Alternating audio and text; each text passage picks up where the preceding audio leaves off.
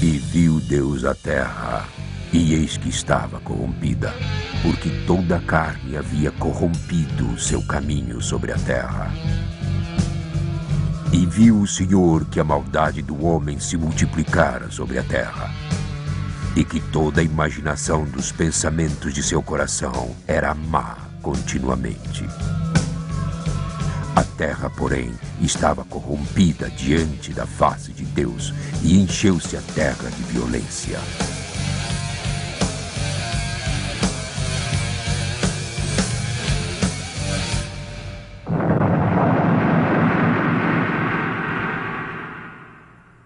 Então Deus disse a Noé: E eis que os desfarei com a terra.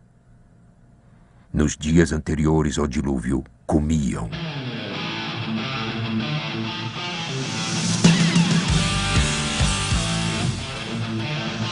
bebiam,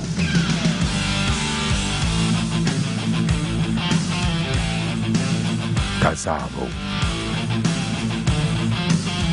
e davam-se em casamento. Até o dia em que Noé entrou na arca e não o perceberam. Então veio o dilúvio e os levou a todos.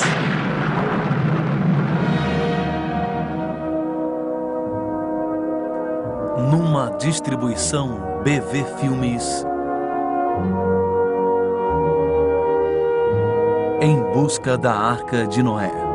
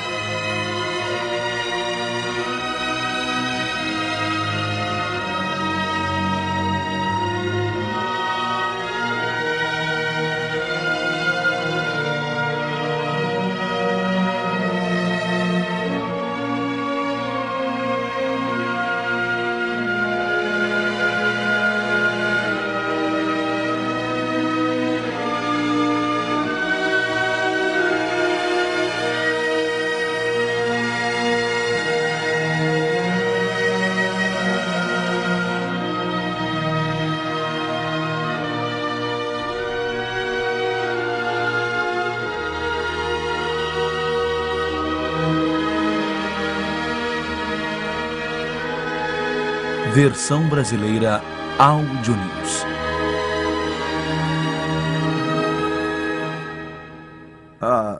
A narração do dilúvio em Gênesis sobre a Arca de Noé foi considerada por muitos como simples mitologia, apenas parte do folclore religioso.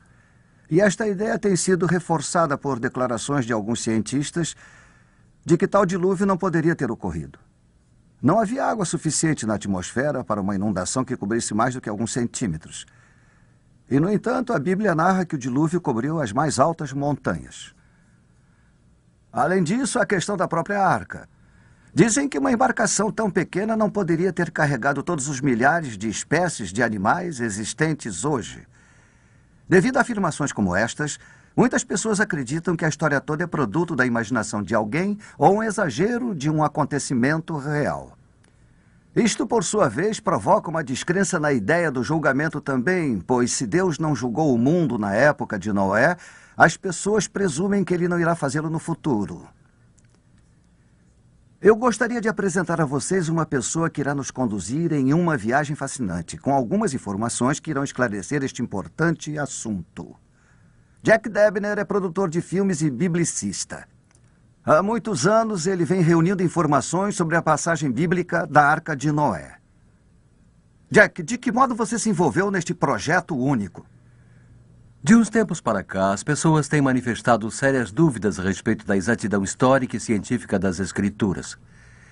Estas dúvidas são fundamentadas em aparentes contradições entre declarações de alguns cientistas e certas afirmações da Bíblia. Por mais de 3 décadas, eu venho pesquisando a inspiração da Bíblia. Tenho sido levado a acreditar que sua escrita foi divinamente guiada e as afirmações científicas e históricas são precisas e fidedignas. Há muitos exemplos que ilustram isso, mas as passagens da Arca de Noé e do Dilúvio são um excelente exemplo. Desde que comecei a filmar, tive vontade de produzir um filme que definisse e defendesse a inspiração da Bíblia. Então, há alguns anos, fui convidado a participar de uma expedição ao Monte Arará, produzindo um documentário que explorasse a possibilidade de a verdadeira Arca de Noé ainda existir naquele famoso monte da Turquia Oriental. Primeiramente, há diversas perguntas que precisam ser respondidas. E a questão do dilúvio? De onde veio toda aquela água?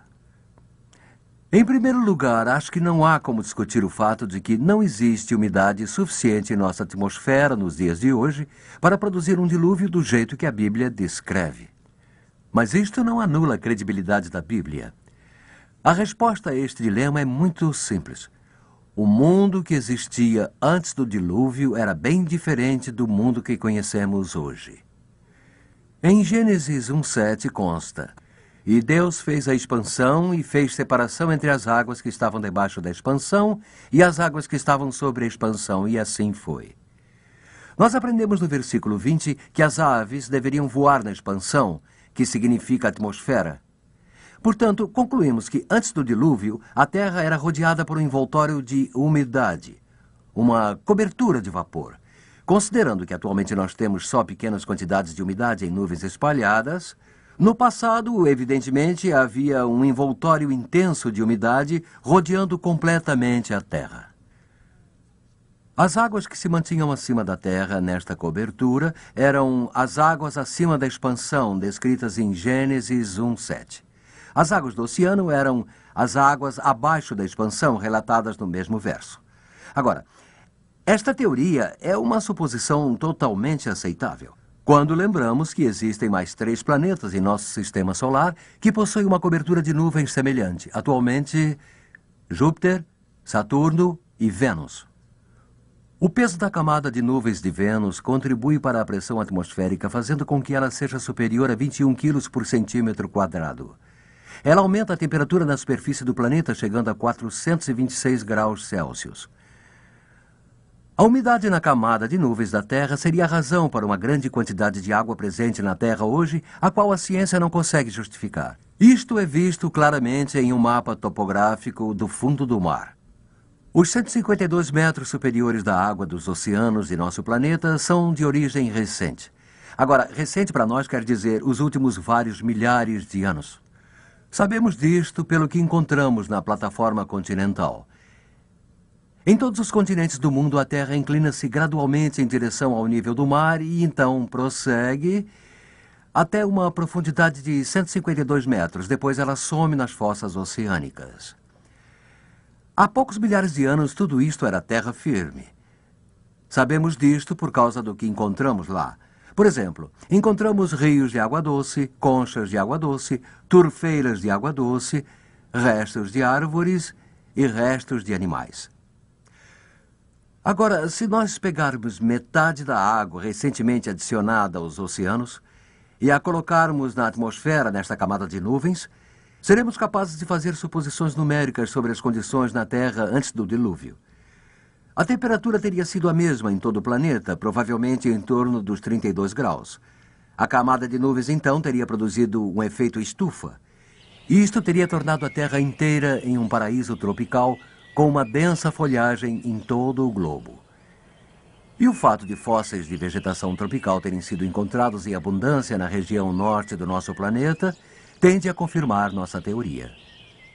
As narrações desta grande floresta verde, registradas em Gênesis 2, 5 e 6, estão relacionadas a este efeito estufa, pois não havia chovido nos dias anteriores ao dilúvio. A terra era regada por uma neblina. São as mesmas condições nos terrários que temos em nossas casas, onde as plantas são colocadas em um recipiente de vidro. Então, mesmo sem serem regadas, as plantas continuam a crescer.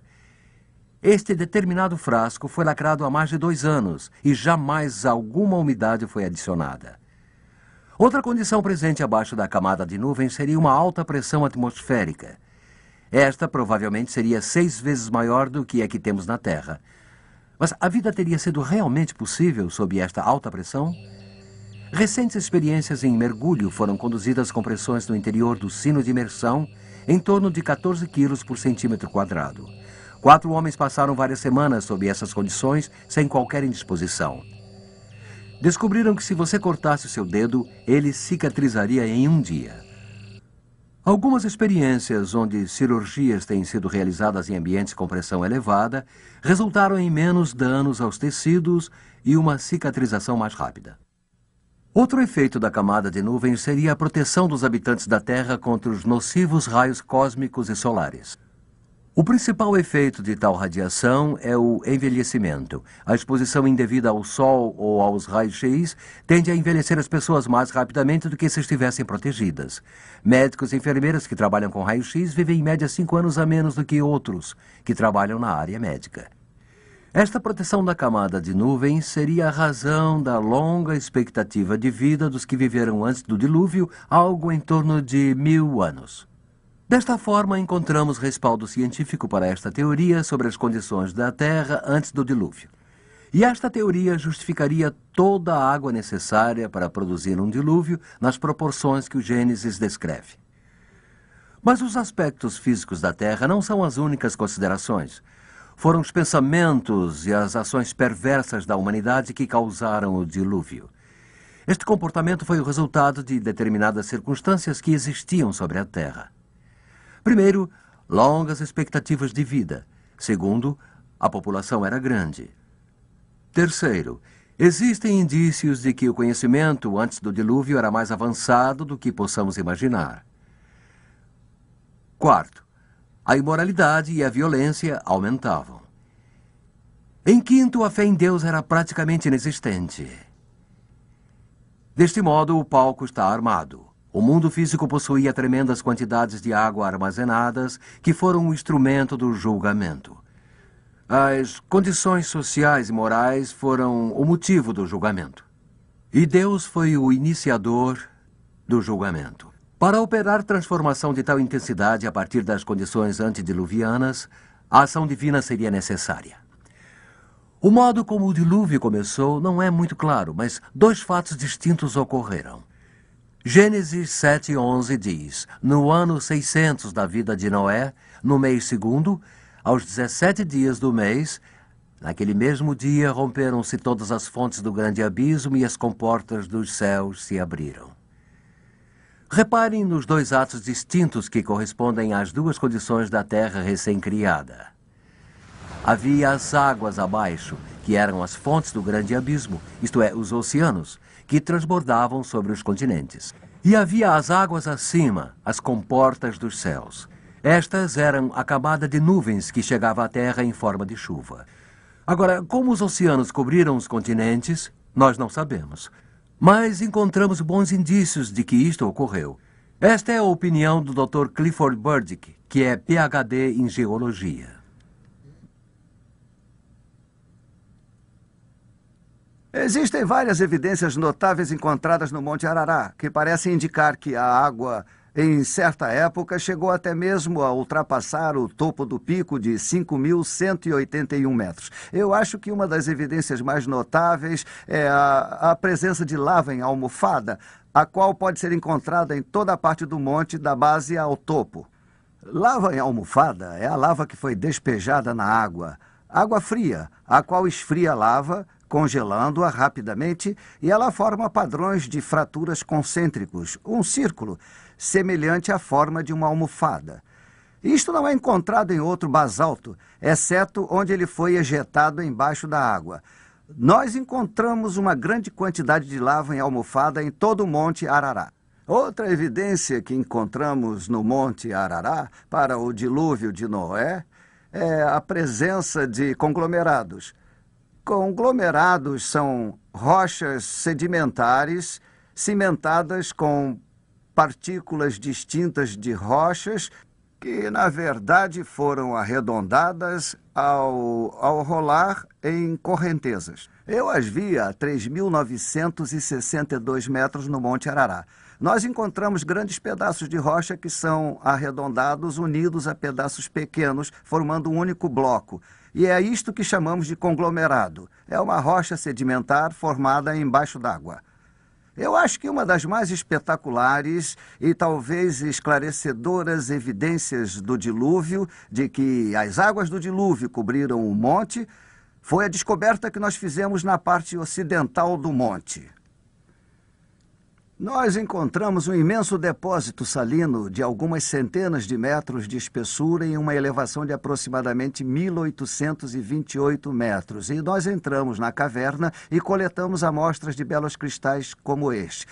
Agora, isto foi formado, é claro, quando o oceano estava a 1.828 metros acima do nível atual. Então, algumas pessoas têm perguntado, isto não pode ter sido formado na água doce? De jeito nenhum, porque a água doce não conteria sal algum. Isto certamente veio do oceano, indicando que o oceano esteve em certa época acima daquele nível.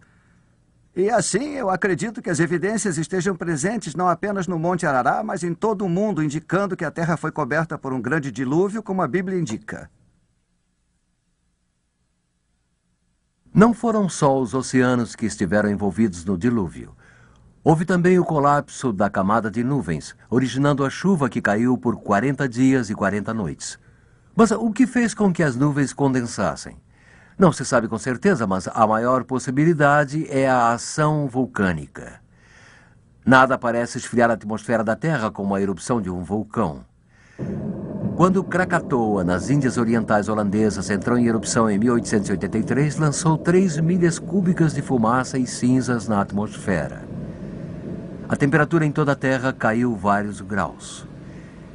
E o pôr do sol foi vermelho por meses e meses seguidos.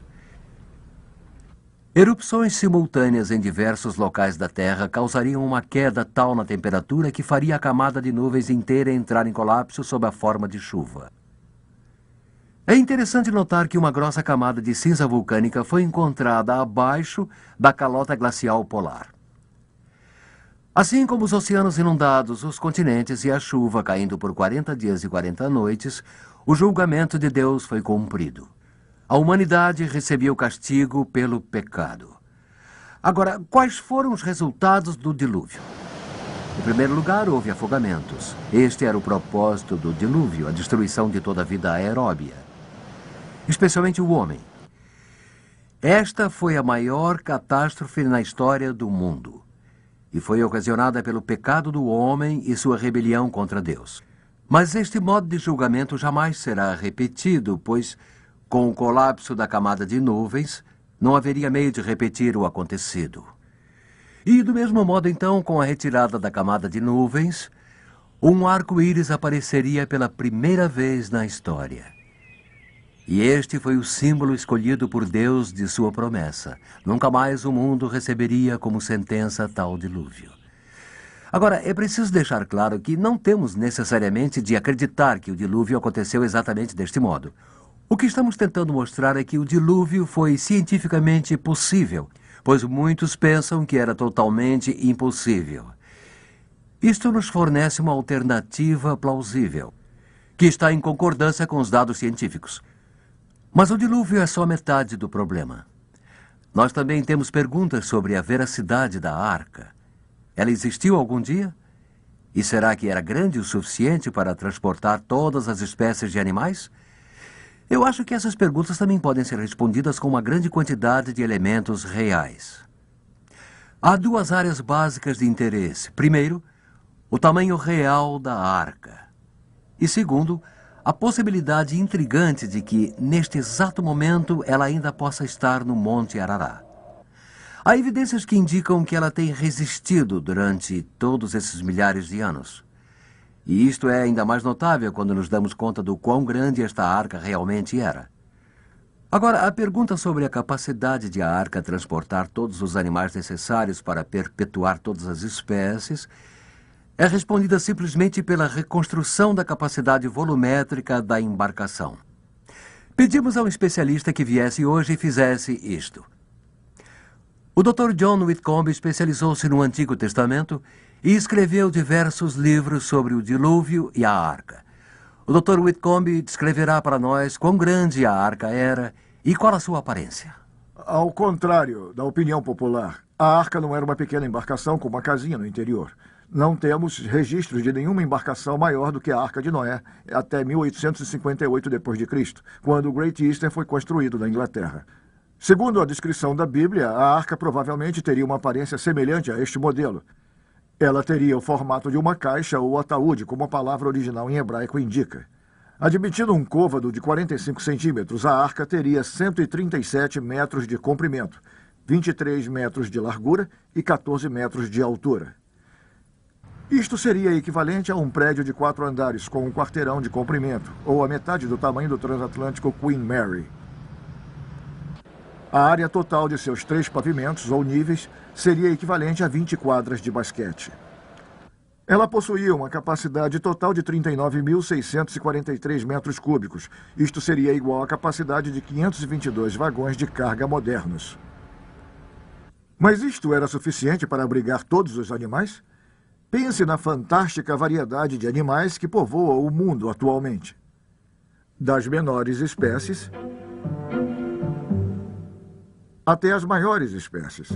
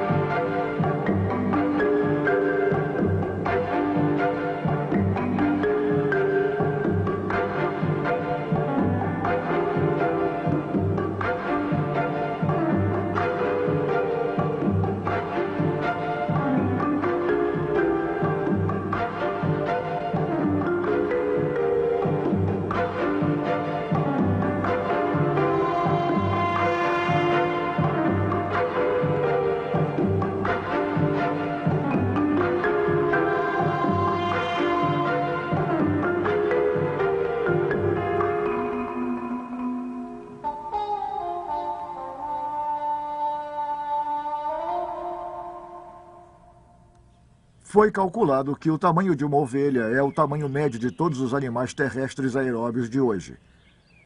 Alguns animais são maiores, muitos são menores, mas seu tamanho médio é o de uma ovelha. Se nós tomarmos 2 ovelhas como representantes de cada espécie de animal hoje, poderíamos colocar todos eles em menos de 200 vagões de carga.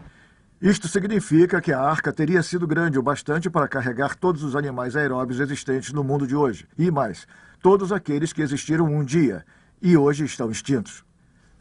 É preciso lembrar que espécies não são o mesmo que variedades. Assim, provavelmente, havia apenas 2 gatos e 2 cachorros na arca. Não 2 de cada variedade de gatos e cachorros. As variedades atuais são descendentes deles. E sobre a construção da arca? E onde a porta e a janela ficavam? A Bíblia afirma que a arca foi feita de madeira gopher. O que isto era exatamente não temos certeza, porque gopher não é a tradução da palavra, mas a forma em inglês da palavra hebraica gopher. Havia uma porta na lateral, provavelmente no 3º compartimento, com rampas para os 2 compartimentos inferiores. A janela não era uma abertura na parede com vidro, mas era provavelmente uma claraboia, percorrendo a extensão do telhado como indicado pela palavra hebraica que pode ser traduzida por luz acima. Este é o único lugar em que a palavra ocorre no Antigo Testamento. Como pode ver, fizeram uma embarcação extremamente impermeável, porque a água provavelmente chegou à metade da altura das laterais. Agora, qual teria sido a estabilidade deste design na turbulência do dilúvio, como foi previamente descrito? Um estudo foi elaborado sobre esta questão pelo Dr. Henry Morris, um especialista em hidrodinâmica. Eu e ele escrevemos um livro sobre o dilúvio do Gênesis. O Dr. Morris descobriu que o comprimento da arca lhe teria conferido estabilidade de uma ponta a outra. Fazendo um corte transversal, ele calculou o peso em função da flutuabilidade e descobriu que a arca poderia ter se adernado até 89 graus. e ainda assim recuperar o equilíbrio. Então, a arca teria sido capaz de transportar todos os animais e resistir à turbulência de um dilúvio global. Nós não podemos, é claro, menosprezar a mão protetora de Deus, como indicado em Gênesis capítulo 8, versículo 1. Obrigado, doutor. A questão que permanece é: esta grande embarcação de madeira poderia ter resistido durante milhares de anos naquele pico congelado? Vamos examinar as evidências históricas. Durante os últimos 4.000 anos, referências autênticas e frequentes têm sido feitas à existência da arca. A menção ao dilúvio mais antiga está na epopeia de Gilgamesh, na Babilônia. Os detalhes que estão registrados no livro de Gênesis são mais precisos. Também temos registros de peregrinos armênios que foram ao monte e levaram pedaços da arca com eles. Em 275 a.C., Berrose, um historiador babilônio, registrou que a arca estava no monte na sua época. Joséfo, historiador judeu, registra o mesmo em torno de 100 d.C. Alguns escritores da igreja primitiva também expressaram sua crença na arca em seu tempo.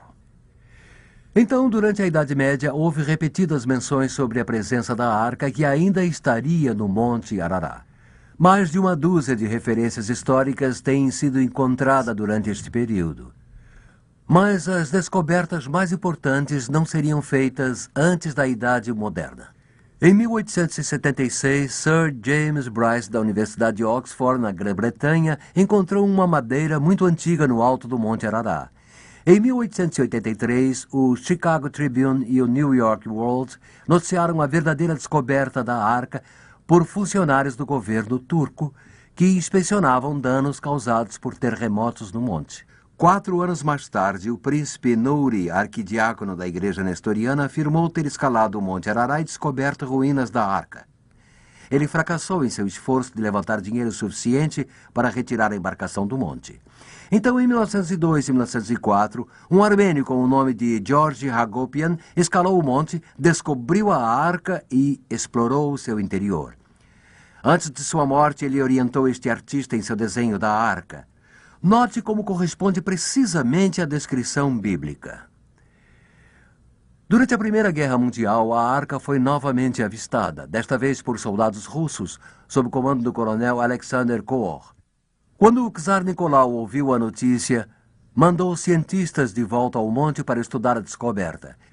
Eles relataram ter encontrado a antiga nave, mas todas as fotos e desenhos desapareceram devido à Revolução Bolchevique na Rússia em 1917. Em 1953, George Green, um geólogo americano, fotografou a arca enquanto sobrevoava o Monte Arará em um helicóptero. Suas fotos desapareceram quando ele foi assassinado na América do Sul, mas não antes de serem vistas por quase 200 pessoas. Uma delas era o Sr. Fred Drake. Embora não acreditasse na Bíblia em sua época, a visão das fotos foi tão convincente que ele se tornou cristão devido à força delas. Relembrando as fotos, o Sr. Drake registrou a posição da arca em uma saliência estreita, parcialmente coberta por neve e gelo. Fragmentos de madeira de aparência muito antiga foram encontrados no monte em 5 ocasiões distintas desde 1876. Uma das descobertas ocorreu em 1955, quando Fernand Navarre, um industrial francês e explorador amador, trouxe 3 grandes amostras para datação científica.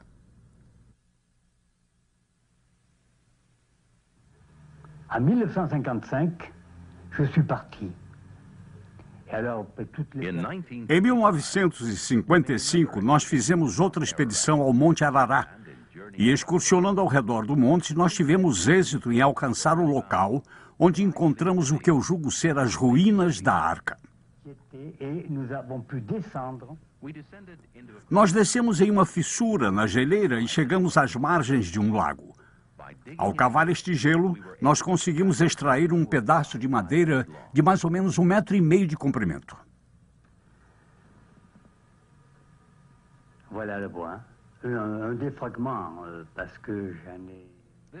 Este pedaço e um outro no manto são tudo que restou após a realização de todos os testes. Reparem que este fragmento não é uma simples tábua. Ele foi talhado à mão Repare no ângulo reto. Et sa couleur.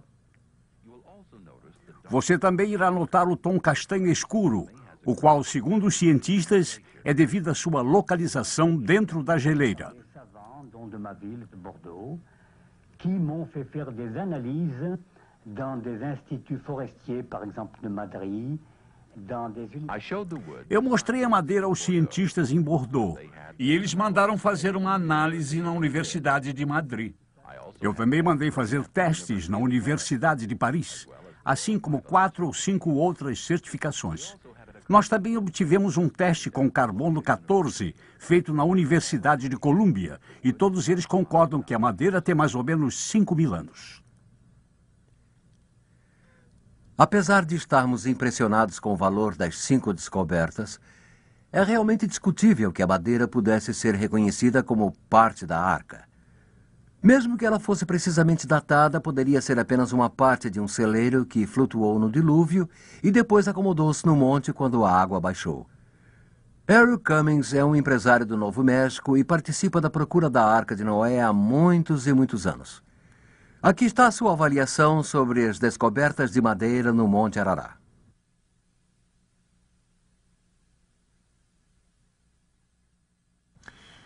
Nós nunca dissemos até onde o nosso grupo ou minha própria família, os que estão envolvidos no trabalho de pesquisa e aqueles, é claro, associados a mim, nós nunca dissemos que as pranchas encontradas no monte eram da Arca de Noé. Nós apenas dissemos que as pranchas encontradas no monte pareciam ser madeira de lei e talhadas à mão. E isto em um monte que não possui uma árvore, madeira de lei, pelo menos. Não existe tal madeira de lei em um raio de 160 quilômetros do monte. Mas nós jamais dissemos que tal pedaço de madeira ou tábua pertença à Arca de Noé. E não até, pelo menos, descobrirmos a Arca de Noé e concluirmos que a madeira da arca é igual àquelas que temos encontrado. O fato é que, com o passar dos anos, especialmente nos últimos 125 anos, a nave foi avistada cerca de 21 vezes, de acordo com as afirmações daqueles exploradores e expedições que estiveram lá. Há tábuas encontradas no Irã que têm resistido a todos os tipos de tempo, quente e frio, úmido e seco, por 1000 anos mantendo-se em bom estado ao ar livre. Mas, é claro, nós acreditamos que a calota glacial de 32 quilômetros do Monte Arará e os picos que se projetam dela e que são em número de 12, nós acreditamos que a nave será encontrada nesta área. Fragmentos de madeira encontrados em 1955 e 1969 não apresentaram uma datação consistente. Então, no verão de 1974, uma nova expedição foi ao Monte Arará para obter amostras de madeira e preservá-las cuidadosamente para a datação atômica. Nossa equipe de filmagem fazia parte daquela expedição quando ela chegou ao monte em julho. Os picos dos 2 vulcões erguem-se majestosamente sobre as planícies da Turquia Oriental. O Grande Arará eleva-se à altura de 5.170 metros e o Pequeno Arará, 3.924 metros. Há uma cobertura permanente de gelo no monte mais alto que tem uma área de 57 quilômetros quadrados. Em alguns locais, a geleira tem mais de 30 metros de espessura. Na maior parte do tempo, o pico do Arará fica coberto por nuvens devido à sua altura e à baixa temperatura da geleira. A subida do monte foi feita em sua maior parte a pé, com animais de carga transportando barracas, comida e equipamento. Nós subíamos cada vez mais alto sobre rochas soltas e escorregadias. No ar rarefeito, cada passo é trabalhoso. Subíamos ainda mais alto, seguindo nosso guia curdo. Mas estaríamos no monte certo? Alguns, no decorrer da história, têm tido sérias dúvidas sobre este pico em particular. Esta é a opinião do Dr. John Warwick Montgomery, líder da expedição de 1974. Eu estou no monte conhecido hoje como Agridag, o antigo Monte Arará. Nós estamos a 3.600 metros, uma altitude de aproximadamente 11.000 pés. A Rússia está à minha direita, a cerca de 16 quilômetros de distância, e o Irã à minha esquerda. Este é o monte onde, segundo a Bíblia, Noé desembarcou quando as águas do dilúvio baixaram. Algumas pessoas têm questionado se este monte é mesmo o monte onde a Arca de Noé repousou. E no final do século XIX, James Bryce, diplomata e também alpinista, soube que fizera papel de bobo ao subir este monte de difícil acesso quando ele próprio encontrou madeira e a associou à arca. Mas Bryce defendeu-se muito bem perante a Royal Geographic Society, e um dos argumentos mais fortes que usou foi que, desde o passado remoto, o povo do monte o considerava como aquele no qual a arca encalhou. Este povo, conhecido como curdo, vive aqui há séculos e até bem pouco tempo eles não subiam ao topo do monte, pois estavam convencidos de que o pico era protegido por Jinn, espíritos do monte, e estes espíritos do monte estavam ali porque protegiam o local no qual a arca havia encalhado. Continuamos a subir, esperando alcançar uma altitude de 4.267 metros, onde há muitos anos Navarra encontrou fragmentos de uma madeira antiga talhada à mão. Logo estávamos na calota glacial, cruzando várias vezes os muitos picos. Ao atravessarmos o cume de 4.419 metros, podíamos ver a geleira Parrot diante de nós.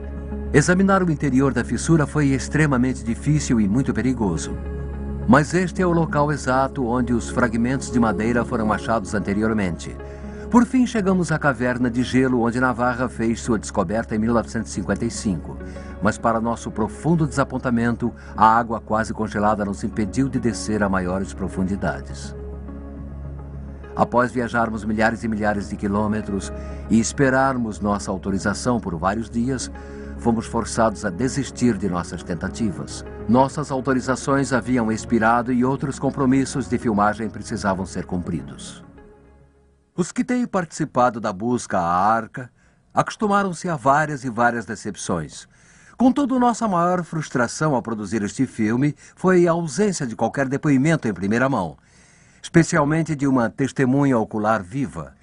Desejávamos, sinceramente, algo que tivesse importância na argumentação pela veracidade da história. Embora a verdadeira arca não tenha sido vista ultimamente, existem duas provas que justificam com muita eficiência a exatidão das observações recentes. Em 1972, o satélite de recursos terrestres fotografou o Monte Arará de uma altitude de 917 quilômetros. As fotos tiradas pelo satélite estão na Biblioteca do Satélite de Recursos Terrestres em Sioux Falls, Dakota do Sul. As imagens são geradas eletronicamente do mesmo modo que as imagens de televisão são produzidas. As fotos são tiradas de sinais transmitidos pelos satélites. Cada foto cobre uma área de 33.669 km². Mesmo assim, objetos do tamanho de 30 por 30 metros têm sido identificados. Estradas, por exemplo, aparecem como uma linha luminosa sem definição de detalhes. Aqui na foto do satélite estão os dois picos do Monte Arará, o grande e o pequeno. Esta área estreita e escura no Grande Arará é uma fenda muito profunda, chamada de Garganta Ahora. Nesta garganta há uma formação retangular que é comprida e estreita. Estudos meticulosos mostram que esta é uma saliência de 304 metros de comprimento. Nesta saliência há uma formação de cor clara de aproximadamente 182 metros de extensão.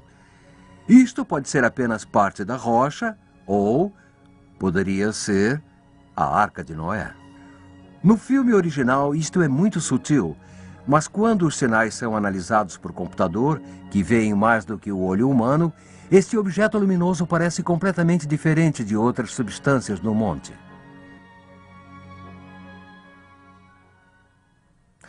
Muitas vezes nos perguntam se as evidências indicam a existência da arca no Monte Arará, por que simplesmente alguém não examina e resolve isto de uma vez? Há vários motivos. Primeiro, há um curto período por ano em que as condições meteorológicas permitem a procura. E até que a calota derreta, a arca permanecerá escondida na geleira. Segundo, existem motivos políticos e religiosos que tornam difícil obter uma autorização do governo. Difícil, se não impossível, obtê-la. Pequenas expedições como a nossa são autorizadas de tempos em tempos. Mas uma tentativa em larga escala não é possível neste momento. E seria necessário uma grande expedição com muitos equipamentos para realizar a tarefa. Agora, a segunda evidência que comprova a história surgiu como resultado de nossos fervorosos pedidos de ajuda a Deus. Durante a reunião de material para este filme, soubemos de uma testemunha ocular que supostamente teria visto a arca. Jakob Radke, um russo de descendência alemã, nos relatou ter visto realmente a arca em 2 ocasiões distintas, quando era um soldado durante a Primeira Guerra. Nós passamos horas e horas conferindo várias vezes sua história, antes de gravarmos o seu testemunho.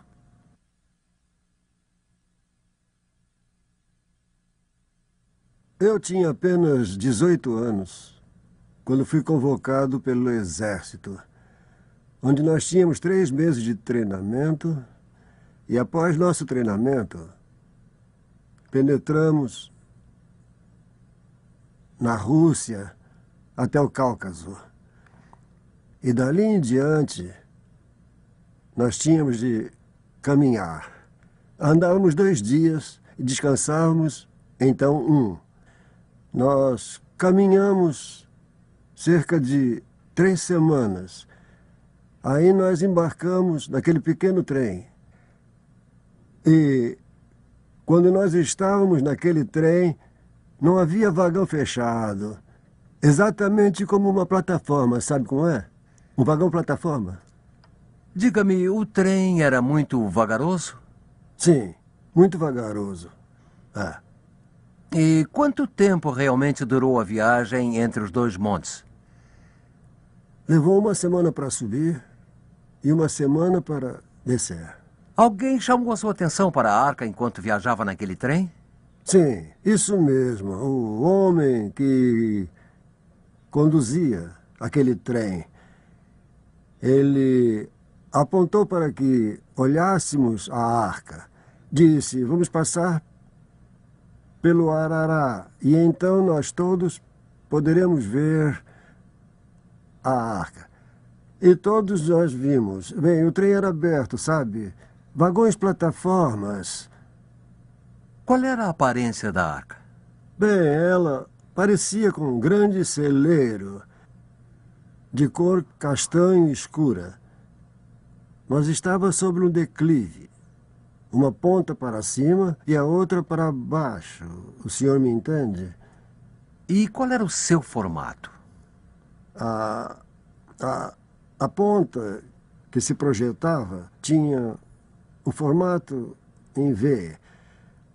A outra ponta era larga, sabe? Alguma parte da arca projetava-se no interior da geleira? Sim, sim. Quantas pessoas estavam no trem quando o senhor viu a arca? Em torno de 500.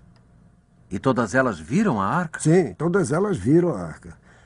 Porque era um trem aberto. Não tinha outro jeito. Depois disso, sabe, na base onde nós estávamos durante quase o ano inteiro, todos acreditavam e falavam sobre a arca. E a mesma coisa quando nós retornamos para a Rússia, nossa casa. Então o senhor viu a arca mais de uma vez? Só 2 vezes. Quando entramos na Turquia e na hora em que fomos embora. O senhor não poderia ter visto apenas uma grande rocha? Não, senhor. Não. E isto lhe diz alguma coisa sobre a verdade da Bíblia? A verdade, é? O dilúvio está na Bíblia e a arca foi construída e agora nós a vimos, sabe? O senhor tem absoluta certeza de que foi a arca que o senhor viu? Sim, senhor, eu tenho certeza. Era. Como eu posso renegá-la se eu a vi, eu acredito e eu a vi? Eu prefiro morrer do que renegá-la. E é por isso que eu estou contando ao senhor. Aos que têm questionado a confiabilidade do relato do Sr. Radke, Mas desde que o filmamos, encontramos 3 confirmações nas declarações do Coronel Corr, George Hagopian e James Bryce. Ficamos profundamente impressionados com a sinceridade do Sr. Hadke quando ele disse ao seu filho, após a filmagem, que agora poderia retornar à sua casa e morrer em paz. A sua narração sobre a Arca de Noé seria utilizada em um filme para falar às pessoas sobre a veracidade da Bíblia. Nós não apresentamos todos os dados disponíveis, e deve ser enfatizado que as evidências que nós apresentamos, tanto sobre o dilúvio quanto sobre a arca, não são provas conclusivas. Mas achamos que há evidências suficientes para permitir uma conclusão positiva. Principalmente, nós temos tentado eliminar as chances de alguém dizer que isto não poderia ter ocorrido. Temos mostrado que foi possível e adicionado evidências para assinalar que ocorreu. Mas o que tudo isto significa para nós? Primeiro, deveria intensificar nossa fé na Bíblia, a Palavra de Deus. É um livro merecedor de nossa absoluta confiança. Segundo, o relato histórico deveria nos impressionar pela veracidade do julgamento. Um Deus justo que não poderia perdoar o pecado no tempo de Noé, não ignorará o pecado em nossa época. Jesus disse, e assim como aconteceu nos dias de Noé, assim será também nos dias da vinda do Filho do Homem. Assim, Jesus comprova a autenticidade da narrativa de Noé e a relaciona à época de seu próprio retorno, quando as condições serão as mesmas que anterior ao dilúvio. O apóstolo Pedro também acreditou na história e mostrou que um julgamento no passado assegura um julgamento no futuro. Ele nos previne de que haveria alguns que iriam esquecer voluntariamente que Deus julgou o mundo antigo, destinando-nos toda aquela água segundo sua palavra. Agora Deus reserva-nos outro julgamento, desta vez pelo fogo. E para este julgamento precisamos nos preparar. Embora Deus tenha punido o homem pelo pecado, proporcionou também um meio de salvação, e este foi a arca. Mas era uma salvação pela fé. Aqueles da arca tiveram de crer e embarcar. E quando pensamos no julgamento no futuro, nossa salvação não está em uma arca de madeira, mas em uma pessoa. Jesus Cristo morreu para pagar por nossos pecados. E assim Ele próprio tornou-se a nossa arca da salvação. Mas precisamos entrar em seu caminho do mesmo modo que Noé entrou na arca, ou seja, crendo que Jesus morreu por nós e convidando-o a entrar em nossas vidas. Harry, eu oro para que todos os que tenham assistido a este filme recebam Jesus na primeira oportunidade. Obrigado, Jack. Oro por isto também.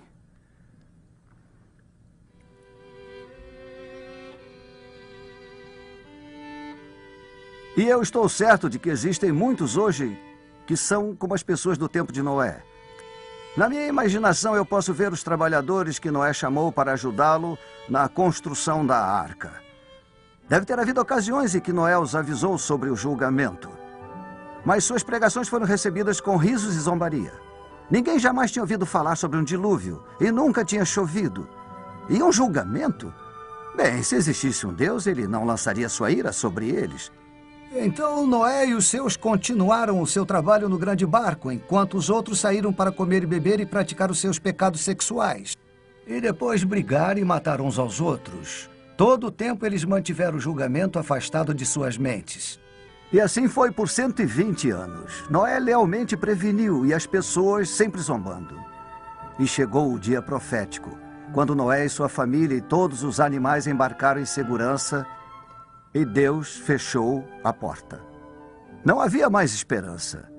Então a terra tremeu e os oceanos começaram a inundar seus litorais. E pela primeira vez na história, começou a chover. Então aqueles que haviam debochado de Noé e ridicularizado seus avisos buscaram segurança nas terras mais altas. Reuniram suas famílias e correram freneticamente de uma colina para outra, até que por fim não havia mais para onde ir. E suas mortes na água estavam prestes a ocorrer. Eles podiam buscar com os olhos na tempestade e ver a imensa arca transportando seus ocupantes em segurança. Que agonia e remorso devem ter se apossado de seus corações. Enquanto diziam para si mesmos, se ao menos eu tivesse acreditado, se ao menos eu tivesse obedecido, agora eu estaria salvo. Então as águas do julgamento os tragaram e desapareceram para sempre. Eu não tenho dúvida de que muitos no futuro julgamento estarão na mesma situação. Eles terão ouvido o chamado de Cristo, mas o rejeitarão. E quando estiverem diante de Deus, dirão em seu íntimo: oh, se ao menos eu tivesse acreditado, se ao menos eu tivesse obedecido e recebido Cristo, eu estaria salvo hoje. Eu devo apressá-los a receber Cristo como seu Salvador, sua arca da salvação, imediatamente. Façam isto antes que a porta se feche e não haja mais esperança.